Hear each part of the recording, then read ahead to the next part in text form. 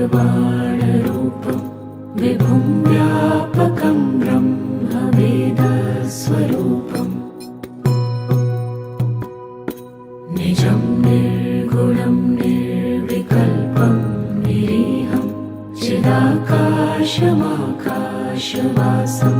भजेऽहम्।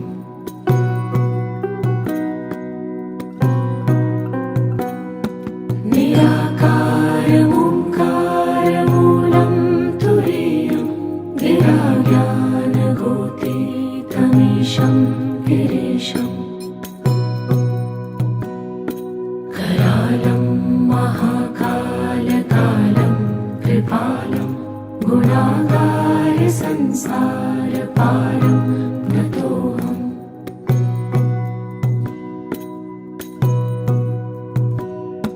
तुषाराद्रिसङ्काशगौरं गभीरं मनोभूतकोटि प्रभाश्रीशरीरम् स्फुरन्मौलिकल्लोलिनी चारुगङ्गा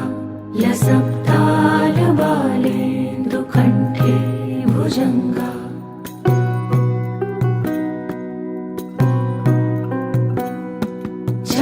कुण्डलं भ्रूसुनेत्रं विशालं प्रसन्नाननं नीलकण्ठं दयालम् मृगाधीशचर्माम्बरं मुण्डमालं प्रियं शङ्करं सर्वनाथं भजामि।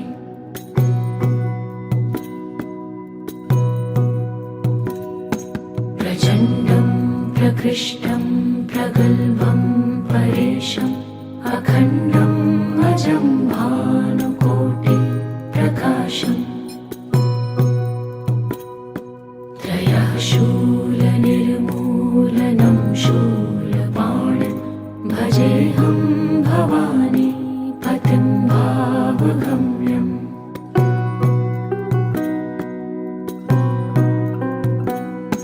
कलातीतकल्याणकल्पान्तकारि सदा सज्जनानन्ददाता पुरारी चिदानन्दसन्दोहमोहापहारि प्रसीद प्रसीद प्रभो मन्मथारि।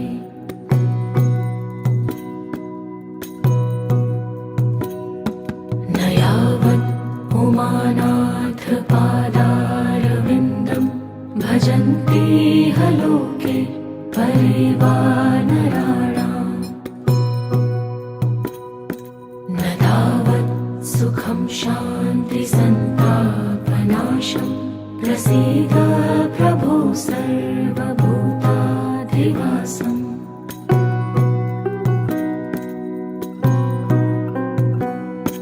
न जानामि योगं जपं नैव पूजां नतोऽहं सदा सर्वदा शम्भुतुभ्यम्। जराजन्मदुःखोद्यतातप्यमानं प्रभो पाहि आपन्नमामीश शम्भो।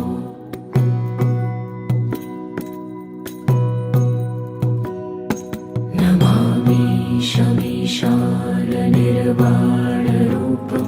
विभुं व्यापकं ब्रह्मवेदस्वरूपम्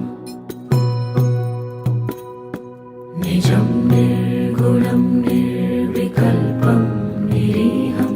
चिदाकाशमाकाशवासं भजेऽहम्।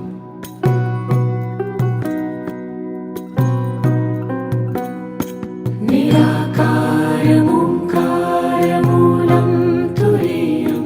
गिराज्ञानगोतीतमीशं गिरीशम् करालं महाकालकालं कृपालं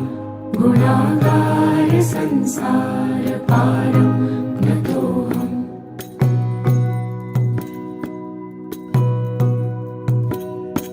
तुषाराद्रि तुषाराद्रिसङ्काशगौरं गभीरं मनोभूतकोटि प्रभाश्रीशरीरम् स्फुरन्मौलिकल्लोलिनी चारुगङ्गा लसत्तालबालेन्दुकण्ठे भुजङ्गा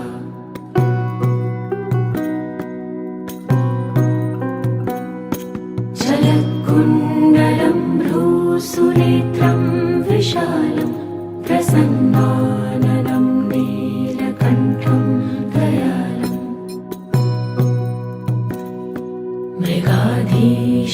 मृगाधीशचर्माम्बरं मुण्डमालं प्रियं शङ्करं सर्वनाथं भजामि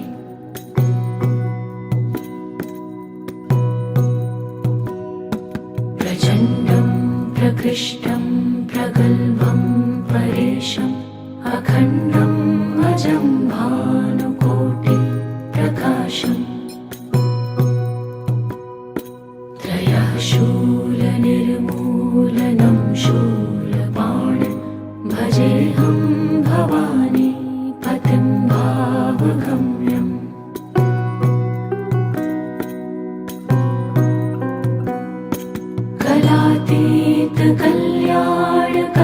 कलातीतकल्याणकल्पान्तकारि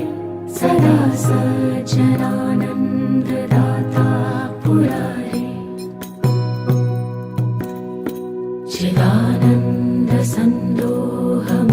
चिदानन्दसन्दोहमोहापहारि प्रसीद प्रसीद प्रभो मन्मथारि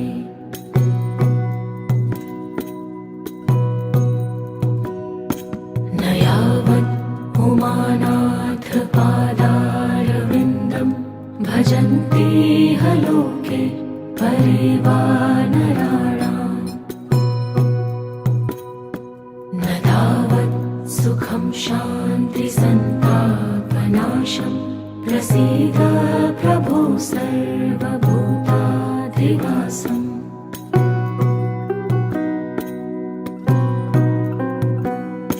न जानामि योगं जपं नैव पूजां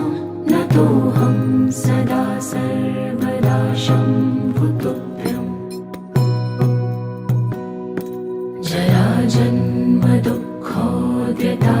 जराजन्मदुःखोद्यतातप्यमानं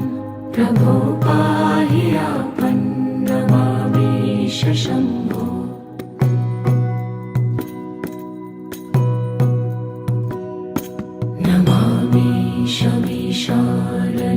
नमामीशमीशाननिर्वाणरूपं विभुं व्यापकं ब्रह्मवेदस्वरूपम् निजं निर्गुणं निर्विकल्पं निरीहं चिदाकाशमाकाशवासं भजेऽहम्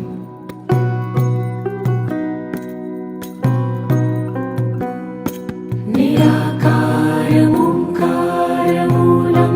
तुरीयं गिराज्ञानगोतीतमीशं गिरीशम् करालं महाकालकालं कृपालं गुणागारसंसारपारं नतोऽहम्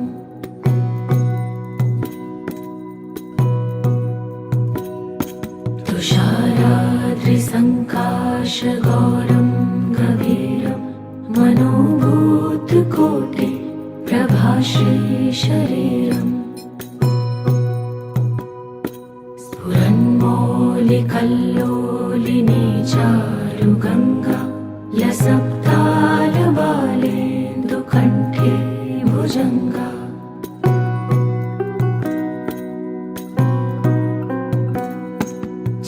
जलत्कुण्डलं भ्रूसुनेत्रं विशालं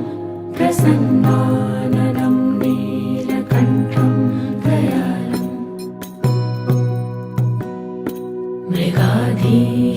मृगाधीशचर्माम्बरं मुण्डमालं प्रियं शङ्करं सर्वनाथं भजामि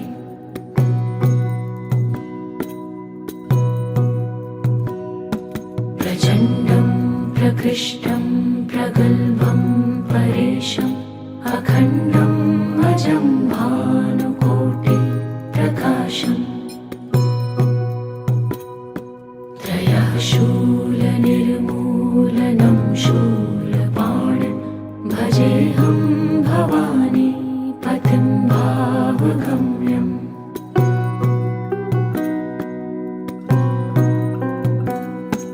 कलातीत कल्याण कल्पान्तकारि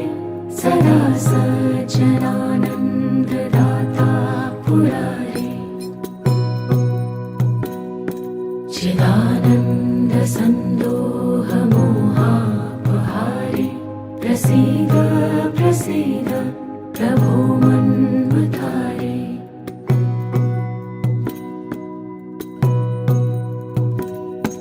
न यावत् उमानाथ पादारविन्दं भजन्ति ह लोके परिवानराणाम् न तावत् सुखं शान्ति सन्तापनाशं प्रसीद प्रभो सर्वभूताधिवासम्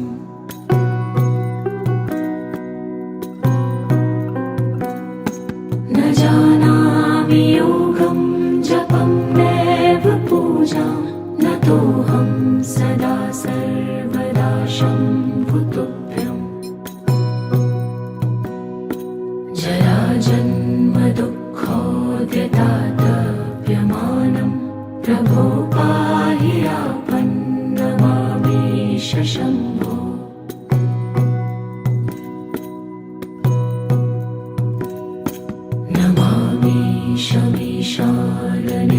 नमामीशमीशाननिर्वाणरूपं विभुं व्यापकं ब्रह्मवेदस्वरूपम् निजं निर्गुणं निर्विकल्पं निरीहं चिदाकाशमाकाशवासं भजेऽहम्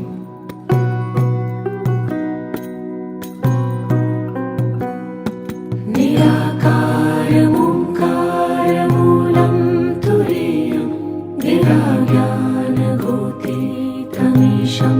गिरीशम् करालं महाकालकालं कृपालं गुणागारसंसारपारं नतोऽहम्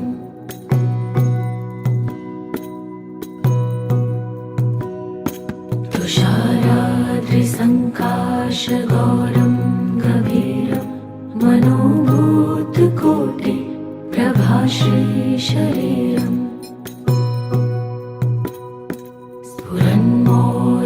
स्फुरन्मौलिकल्लोलिनी चारुगङ्गा लसत्तालबालेन्दुकण्ठे भुजङ्गा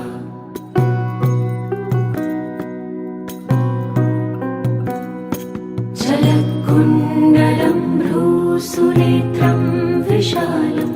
प्रसन्नाननं नीलकण्ठं दयालम्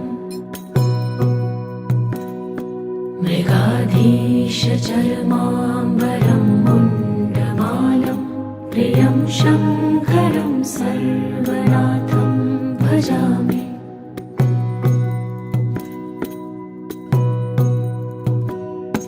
प्रचण्डं प्रकृष्टं प्रगल्भं परेशम् अखण्डं अजं भानुकोटिप्रकाशम् त्रयः शूलनिर्मूलनं शूलपाणिं भजेऽहं भवानी पतिं भावगम्यम्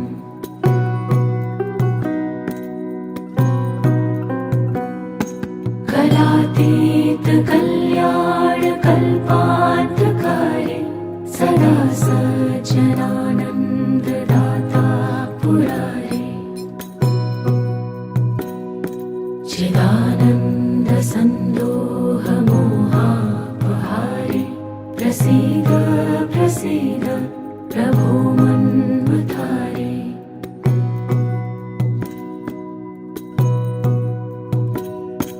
न यावत्